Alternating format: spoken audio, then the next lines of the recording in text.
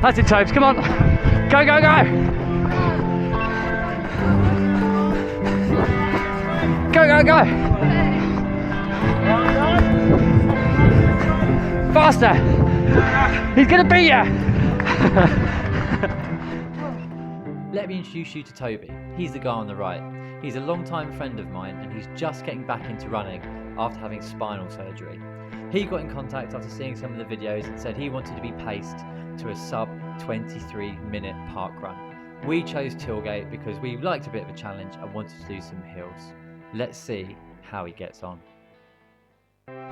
What's up, run fans? We're back at Tilgate once again. It's very busy. The sun is shining. I think people are seeing this as perhaps the last sunny, sort of warm one. Well, there's a bit of a chill in the air, to be honest. Got the Go Insta 360 ready to go this time. I've also got the GoPro to film some other shots. We've got Toby running with me today. He's trying out super shoes for the very first time. I've lent him some of mine. He's a size 8, I'm a size 8.5, so they roughly work. They're actually, I'm wearing the shoes, the Alpha Flies, and he's wearing the Saucony Endorphin Pro 3, so the ones from the video that I will post just before this video. So a real-time video of the shoes in action at a parkrun. Not going full out today, but gonna maybe give it a little kick because, yeah, feeling good. Done plenty of miles this week, and yeah, pushing on towards Great South. Let's see how it goes. Whoosh!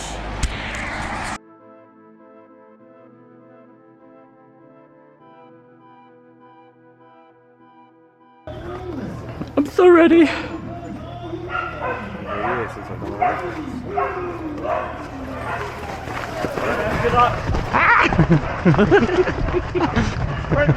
Here we go then, run fans. We're back at Tilgate, starting nice and quick. We're on the top start line this time because we are going for that sub 23-minute 5K. So we've got to aim 4:36 per kilometre. Now, Toby hasn't run for that much over the last 6 months, barely anything. But he's been putting some good miles in over the last few weeks, and he's a naturally good runner anyway, so it was a good stretch target for him to see how we go. And we start off pretty hot. We're both in super shoes. I wanted to get back in running in my Alpha Flies, and he's in my Endorphin Pro 3s. Hopefully you've seen the review of that already. I just released that video, and we are cooking along nicely. You can see the bottom start line there, because Tilgate's got the split start line. Coming to join us in a second, running past the family there. Big support from mum, dad and daughter. Lovely. Now, as you can see, we're already running at sub 4 kilometre pace, which is quite a lot under our 4:36 aim. And I know as the pacer that I'm not doing a great job here, but we're letting the free speed take us. We're on a slight downhill here, going into a slight uphill now, and I know we can settle into it as we get round the lap, but giving ourselves some free space, because the narrowness of Tilgate, you can get clogged up behind people sometimes. So I wanted to get us with some free space in front of us, and we can, you know, get cracking before we get to the hills. I also thought, you know, start with a nice positive split at the start, take it easy over the hills in the middle, and then if Toby's got anything left, like Sophie did last week, we can really push on the downhill and the final lap around the lakes. I think that's where you can really make up some time. So all good so far. We're going to slowly bring it back in a minute as we approach the 1 kilometre mark, hopefully. Right, a couple of 100 metres down the road and in the sunshine, my leg is feeling $1 million. I'm absolutely loving this. I'm tempoing along in my Alpha Flies. It's been 23, 24 weeks since I've actually been able to tick along at a pace like this, and it feels incredible. I'm so happy.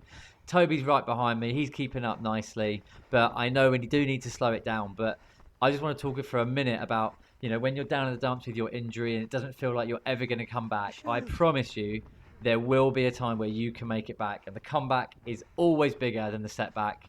You've just got to keep at it. Use it to motivate you in the gym, doing your strength work, doing your cross training, because you will get there and it will feel so good. And I can only speak from experience. Now I just need to remember all that feeling and that motivation and keep it going with all my stretching and all my prehab stuff as well, to not make the same mistake again. So this is great. Having Toby with me, I can just dial it back a little bit, look after him, make sure we're pacing towards a 23-minute rather than just cracking on. Shout out to the young lad running in a backpack here at the front of the field. What an absolute geezer. Loving life. You don't need all the latest gear to do parkrun. You can just wear what you're wearing and get on with it. So massive well done to him. Keep it up. Okay, as we cross over the 1 kilometre mark, we're just passing Backpack Boy. 4:14 per kilometre. We have gone through that first K in rapid fire. Very different to last week's Parkrun POV, where we started out nice and slow and slowly built into it. We have gone out very fast, so I don't think this is necessarily going to be a negative split, but we're going to tackle the hills now. I'm going to keep a close eye on Toby and see where we can get to. Okay, first big hill, it's called Azalea Hill, and yes, just like the Masters, we are absolutely pinging this one down the fairway. Getting up to the top, 12% slope now, nice high cadence, driving the arms.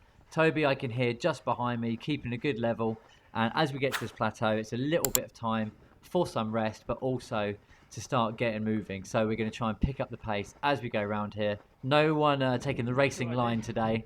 What a shame that we don't see that. Here we go, we've got some GoPro footage now of Toby in his bright yellow super shoes, clinging on to me nicely. We're using this time to get a bit of breath back, but also start dropping that pace. As you can see at the top, we've gone from 5 to now 4:41, so we're back in line with that 4:36 aim per kilometre, and we've got plenty more downhill to come for the rest of this K in the next 500 metres. But before we pick up the pace, we've got to take the super technical hairpin bend first, and I copy this gentleman here. Lovely little jump over the steps, saving ourselves tenths of seconds. It's all crucial in parkrun. We all know that every single second counts, including those tenths and thousandths. We can now begin the false flat downhill and slowly start winding up. As you can see, we're already at 4:30, 4:29 per K, getting our breath back. I'm giving some advice to Toby here, talking about his cadence, talking about pushing his elbows back, because focusing on those two things is going to solve a lot of problems as you get more and more tired. Likewise, I always say just to breathe out as much as possible. Don't worry about breathing in, just get it out of you and the body will do the rest. Okay, a little bit further down the hill now, and we're just creeping into the second kilometre, 4:31. So we're still making time up on our 4:36 pace, but it has slowed down, many thanks to Azalea Hill and that hairpin. Now, the nice little crossing here, and what's got to be one of the greatest Marshall shouts ever. Thank you, Marshall! Absolutely love that. I love a good wave to a Marshall and a thank you. So massive well done to that lady. I think she was the first lady. She was absolutely flying. And you get extra vibes. Everyone knows you go faster the more you say thank you to the Marshalls. And the louder you say thank you, you get even quicker then. So well done to her. Okay, here we go. Up Chevron Hill. We're up to 18, 19%. I think that's probably a bit dodgy due to the trees. But here we go. Roberto Baggio on the overtake. Absolutely fantastic to see that legend coming through. This young lad was flying up the hill, using youth to his advantage. Experience can get you many places, but it can't get you up a hill any quicker. I know that for certain. Toby's hanging on nicely with me, but I start to feel him slowly dragging himself backwards on this bit. It's a very tough part, and if you're at your limit, I mean, I'm at 187 beats per minute, and so he was suffering for sure. And I slow up here and make sure that we can keep together. There is Joe from Crawley Run Crew. The legend is there, but this time without his giant analog clock at the exact halfway mark. Let's see if we can keep this pace up or if we're going to have to slow down. Right, the pace has dropped slightly as we go down this hill, but that is planned. We're still below that 5:36 pace, and Toby's doing really, really well to try and regain some of that energy and that momentum that the hill took out of him. When you're absolutely at the limit and you hit a hill like that, it's very, very hard to come back. So that's why in longer runs and in marathons, you've got to really plan ahead for those things rather than get to the bottom of them already at your limit. You've got to have something in the tank ready to go. And that's what last week Sophie did absolutely brilliantly. She kept something in the tank and we could really push on. Toby, not so much this week, and that is down to me. Bad pacing from me. I was getting a bit excited alongside him and pushing on. But we've got at least 2 kilometres now to try and bring it back and then have a really strong finish. So let's see if we can manage that. Here we are then in the business end. We tick over the 3 kilometre mark, 4:40. So we've lost 4 seconds and alarm bells are going off slightly. That what if we just continue to get slower and slower and do a really big positive split. We do not want to see that. We want to see the second half being as quick, if not quicker. A nice negative split. I've managed to bring my heart rate down. I'm well in control of it, and I'm hoping Toby's is doing the same thing. So we're just going to push along this next bit, I'm going to keep a close eye on him, and we're just going to try and measure exactly how much we can push. We don't want to push his back too much either. He's just come back from quite major surgery, and so it's not worth risking things, you know, just for a PB. So let's keep tracking it and see how we can finish this race. The more and more people I pace, I'm getting much better at reading all the tiny little signals that someone may be able to be pushed on or actually need to bring it back a bit. It's like a constant plate spinning. You don't want to drop that plate, but you want to keep it spinning as quick as possible. And this was the moment with Toby that I realised we were going to be all right. He had brought it back down, and I could sense that we were going to be able to slowly bring it back up. And that's the beauty of Tilgate. You have that nice downhill, then the final lap round the lake is really good mentally. I think it's a very clear picture of exactly how far you've got to go. You've already run on all these pavements before, whether that's in the first loop or in the second time coming through like now. So I think it's a really, really nice course to do. Even though it's got the hills, it's mentally an absolutely fantastic place to be. As we tick over to the 4 kilometre mark, it's great news because we've steadied the ship. It's a 4:30, 1 kilometre go, all nice and flat. We all know, as we say, the last kilometre doesn't count. Easy running, no pain ever felt in the last kilometre. You're always going to run your fastest time.